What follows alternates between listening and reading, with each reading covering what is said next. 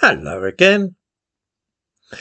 I'm always entertained at the sight of self-righteous hypocrisy, and the business about Huw Edwards has given almost everybody in the kingdom the chance to be self-righteous about something or other.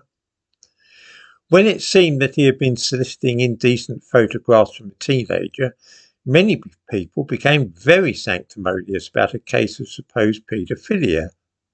And then, as soon as the Metropolitan Police announced that they had found no evidence of a crime, a lot of left-wing people displayed their anger towards the Sun newspaper for supposedly driving the poor man into having a nervous breakdown and being carted off to a private loony bin.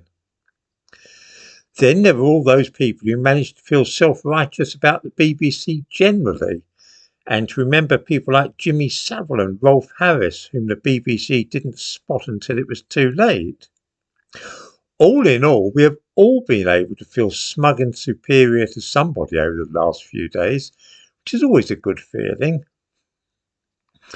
What amazes me is that many of those people who are keen to criticise the news media for driving a poor man into a state of terrible depression do not seem to realise that there is all the difference in the world between actions being illegal and being wrong. For example, my granddaughter has a friend who will be 16 in a month or two. It would be perfectly legal on her birthday for me to have sex with her.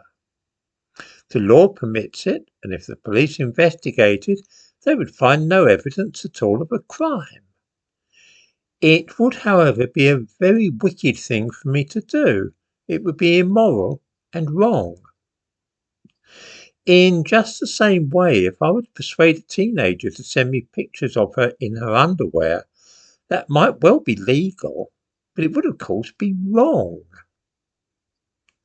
It is this distinction which seems to escape those who view the Huw Edwards business as a weapon to use against intrusion by newspapers.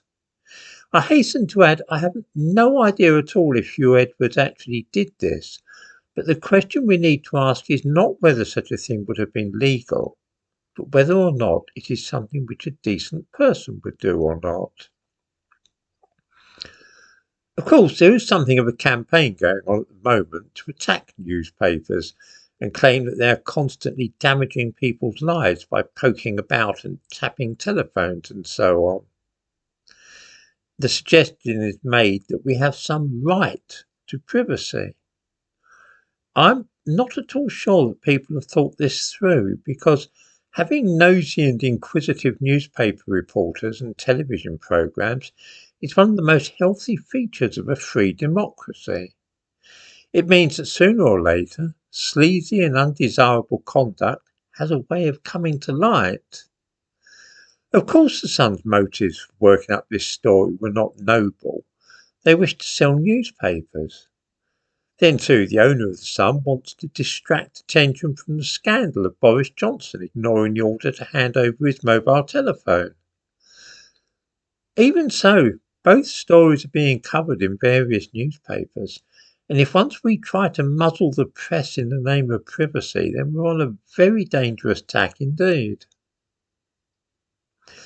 The best remedy for the kind of thing which we have seen over Huw Edwards is to behave respectably, not to get up to questionable or sleazy activities.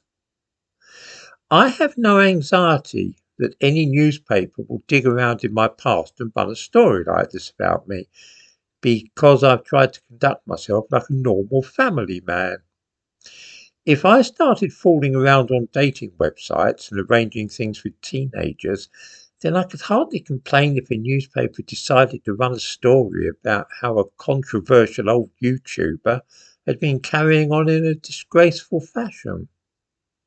The fault would be mine rather than the newspapers.